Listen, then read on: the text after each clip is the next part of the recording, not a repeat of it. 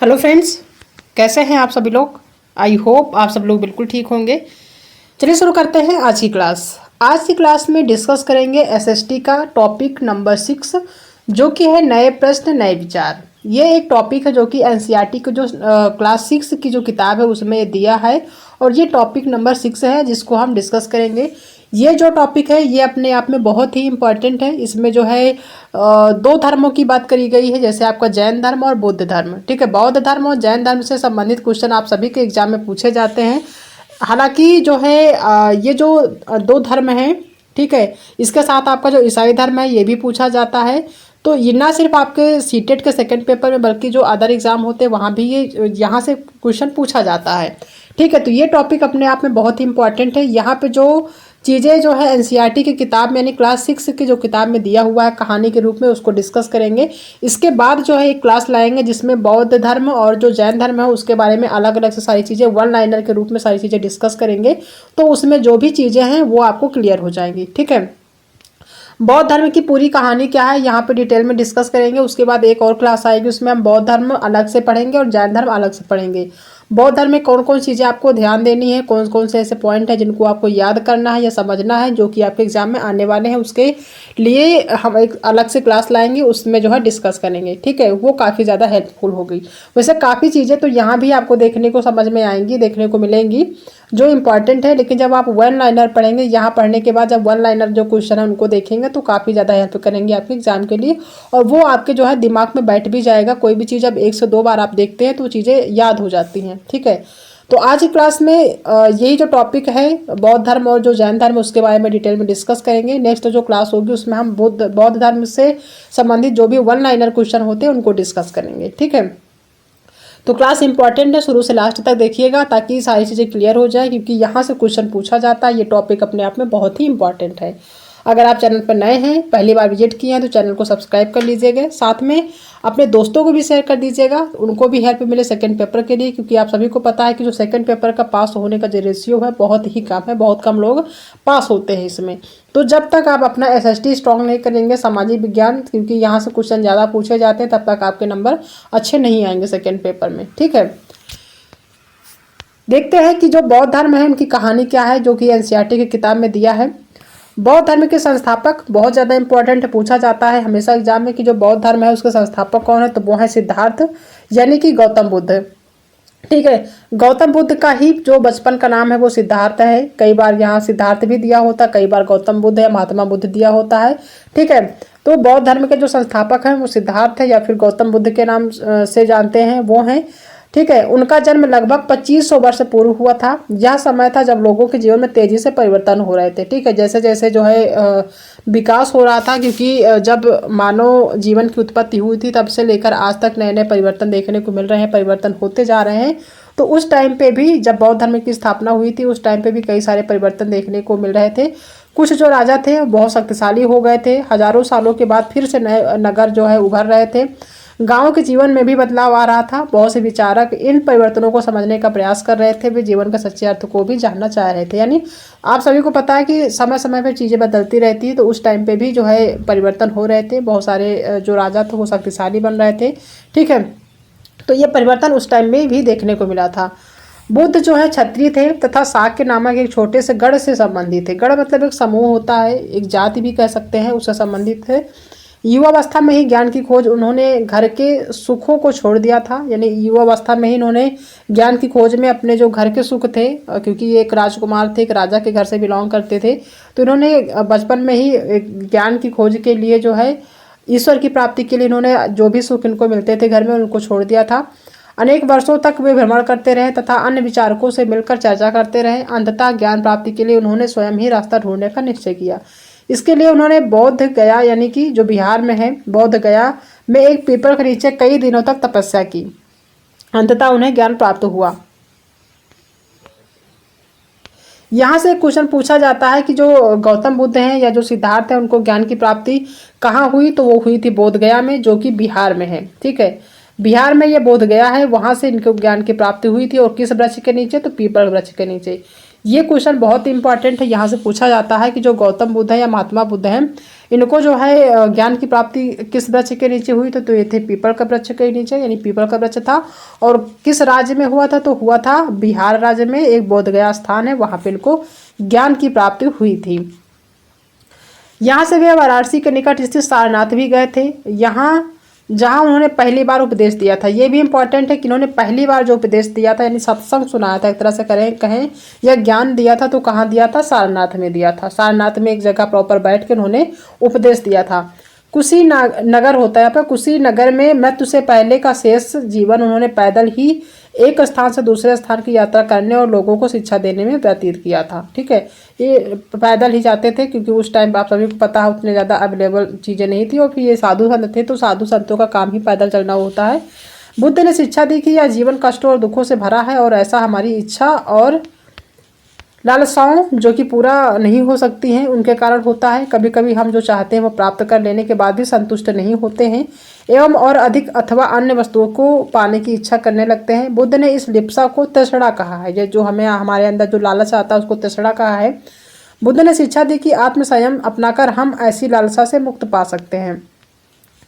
उन्होंने लोगों को दयालु होने तथा मनुष्यों के साथ साथ जानवरों के जीवन को भी आदर करने की शिक्षा दी। वे मानते थे कि हमारे कर्मों के परिणाम चाहे वे अच्छे हों या बुरे हमारे वर्तमान जीवन के साथ साथ बाद के जीवन को भी प्रभावित करते हैं, यानी जैसा आप कर्म करेंगे उसी के अनुसार आपको फल मिलेगा, ये उनका भी मानना था। ठीक है, अगर आप अच्छे कर्म करेंगे तो वो आपको अच्छे फल मिलेंगे। ठीक है, यानी सुख की प्राप्ति होगी। अगर आपने बुरे कर्म किए हैं तो आप मृत्यु से पहले ही इसी जो है जीवन में आप उस मृत्यु को या उस दुख को भोग के जाएंगे। ठीक है, अच्छे कर्म करेंगे तो अच्छे कर्म की जो है फल आपको मिलेंगे, बुरे कर्म करेंगे तो बुरे कर्मों का फल आपको इसी जीवन में प्राप्त होगा मृत्यु से पहले। ठीक है, ये इनका मानना था। फिर आता है सारनाथ में जो है स्तूप जो बना था उसके बारे में, कि इस इमारत को स्तूप के नाम से जाना जाता है। सारनाथ में एक जो है इमारत बनाई गई थी जिसको स्तूप के नाम से जाना जाता है, स्तूप कहा जाता है। यहीं पर बुद्ध ने अपना सर्वप्रथम उपदेश दिया था। ठीक है, यानी यहाँ पे इन्होंने सबसे पहले उपदेश दिया था। इस घटना की स्मृति में यहाँ स्तूप का निर्माण किया गया था। भारतीय दर्शन की 6 पद्धति जो है जिसको षट दर्शन या 6 दर्शन कहते हैं वो कौन कौन से थे देखते हैं। सदियों से भारत द्वारा सत्य की बौद्धिक खोज का प्रतिनिधित्व दर्शन की 6 शाखाओं ने किया था। वो 6 शाखाएं कौन थी, एग्जाम में पूछा जा सकता है कि जो 6 शाखाएं थी कौन थी। पहला है वैशेषिक न्याय, सांख्य, योग, पूर्व मीमांसा और वेदांत, या फिर उत्तर मीमांसा के नाम से इनको जाना जाता है। दर्शन की इन 6 पद्धतियों की स्थापना क्रमशः ऋषि कड़द, गौतम, कपिल, पतंजलि जो महर्षि पतंजलि होते हैं, या फिर महर्षि जैमिनी और महर्षि व्यास द्वारा की गई थी। ये सभी महर्षि थे, इनके द्वारा इन 6 पद्धतियों की स्थापना की गई थी जो आज भी देश में बौद्धिक चर्चा को दिशा देते हैं। जर्मन मूल के ब्रिटिश भारतविद फ्रेडरिक मैक्स मूलर के अनुसार दर्शन की इन 6 शाखाओं का विकास कई पीढ़ियों के दौरान व्यक्तिगत विचारकों के योगदान से हुआ था। ये सब इम्पॉर्टेंट है, इनको जब हम वन लाइनर में पढ़ेंगे तो वो काफ़ी ज़्यादा आपको वहाँ पे क्लियर हो जाएगा। ठीक है, उपनिषद के बारे में कुछ चीज़ें इंपॉर्टेंट है उनको देख लेते हैं कि ऐसे कई विचारों का संकलन उपनिषदों में हुआ है। उपनिषद उत्तर वैदिक ग्रंथों का हिस्सा थे। ठीक है, यानी जो उपनिषद है वो भी एक ग्रंथ थे जो कि उत्तर वैदिक ग्रंथों के हिस्सा माने जाते थे। उपनिषद का शाब्दिक जो अर्थ होता है वो होता है गुरु के समीप बैठना। इन ग्रंथों में अध्यापकों और विद्यार्थियों के बीच का जो संकलन होता है बातचीत करने का वो जो है दर्शाया गया है, दिया गया है। ठीक है, यानी जो उपनिषद है वो जो है उनको ग्रंथ भी माना जाता है, और जो उपनिषद का शाब्दिक अर्थ होता है वो होता है गुरु के समीप बैठना। यानी जो छात्र और विद्यार्थी का जो है या फिर गुरु और शिष्य का जो वार्तालाप का जो संकलन होता है वो इस उपनिषद में दिया गया है। यह वार्तालाप छांदोग्य उपनिषद नामक प्रसिद्ध उपनिषद की एक कहानी पर आधारित है। ठीक है, छांदोग्य उपनिषद है उसी पे आधारित है। जो छात्र और जो गुरु बातचीत करते हैं वो जो है इस कहानी यानी जो छांदोग्य उपनिषद है उसमें एक प्रसिद्ध कहानी उसी के माध्यम से दिया गया है। कहानी यहाँ पे हम डिस्कस नहीं कर रहे हैं क्योंकि वहाँ से ज़्यादा कुछ इम्पॉर्टेंट नहीं पूछा जाता है। दूसरा है व्याकरणविद पाणिनि। पाणिनि के बारे में भी इम्पॉर्टेंट चीज़ें पूछी जाती हैं कि जो व्याकरण के निर्माता हैं एक तरह से कहें तो वो पाणिनि ही हैं। इन्होंने व्याकरण की खोज करी थी कि इस युग में कुछ अन्य विद्वान भी खोज रहे थे। उन्हीं प्रसिद्ध विद्वानों में एक पाणिनि ने संस्कृत भाषा के व्याकरण की रचना की थी। संस्कृत भाषा के जो व्याकरण की रचना है वो पाणिनि ने ही की थी।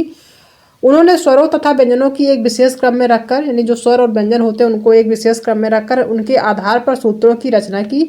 ये सूत्र बीजगणित के सूत्रों से काफ़ी मिलते जुलते हैं। इसका प्रयोग कर उन्होंने संस्कृत भाषा के प्रयोग के सूत्रों को लगभग 3000 के रूप में लिखा था। यानी जो पाणिनि है उन्होंने संस्कृत के सूत्रों को लिखा, जो स्वर और व्यंजन होते हैं उनको क्रमबद्ध तरीके से लिखा है। एक तरीके से जो व्याकरण को व्यवस्थित करने का जो तरीका था पाणिनि के माध्यम से ही किया गया था। ठीक है, फिर आता है जैन धर्म। यहाँ से भी बहुत इंपॉर्टेंट क्वेश्चन पूछे जाते हैं और ये अपने आप में इंपॉर्टेंट है, जैन और बौद्ध धर्म। जैन धर्म जो है ये इस युग में अर्थात लगभग 2500 वर्ष पूर्व जैन धर्म के 24वें तथा अंतिम तीर्थंकर वर्धमान महावीर ने भी अपने विचारों का प्रयास किया था। यानी जो जैन धर्म के 24वें और अंतिम तीर्थंकर थे वो महावीर प्रसाद थे। उनका जो बचपन का नाम था वो वर्धमान था। एग्जाम में पूछा जा सकता है। महावीर प्रसाद का जो है या फिर जो है महावीर स्वामी का जो बचपन का नाम है वो वर्धमान है। ठीक है, उनको महावीर स्वामी भी कहा जाता है। ये जो है जैन धर्म के 24वें और अंतिम तीर्थंकर माने जाते हैं, इसलिए ये इम्पोर्टेंट है। वह वज्जी संघ के लिच्छवी कुल के एक क्षत्रिय राजकुमार थे। ये भी राजकुमार थे, किस कुल के? लिच्छवी कुल के, किस संघ के? वज्जी संघ के लिच्छवी कुल के एक क्षत्रिय राजकुमार थे। ठीक है, क्षत्रिय जो थे गौतम बुद्ध भी थे और ये भी क्षत्रिय राजकुमार थे। 30 वर्ष की आयु में इन्होंने घर छोड़ दिया और जंगल में रहने लगे। 12 वर्ष तक इन्होंने कठिन व एकाकी जीवन व्यतीत किया। इसके बाद उन्हें ज्ञान प्राप्त हुआ था। ठीक है, इस तरीके से सारी चीज़ें हुई थी।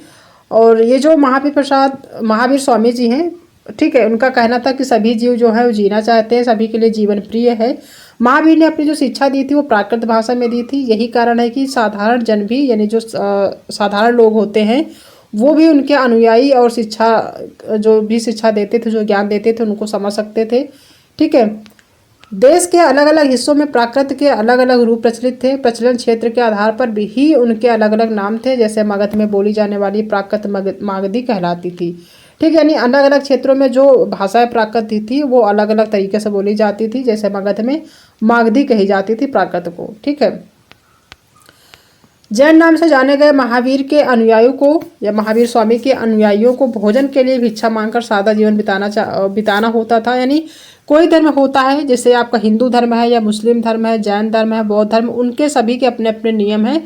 तो वैसे ही यहाँ भी उनके अपने अपने नियम थे कि जो लोग जैन धर्म हैं, जो लोग जैन धर्म के अनुयायी हैं, उनको जो है सादा जीवन बिताना होगा। उन्हें पूरी तरह से ईमानदार होना पड़ेगा। उनको भोजन के लिए भिक्षा मांग कर खाना पड़ेगा।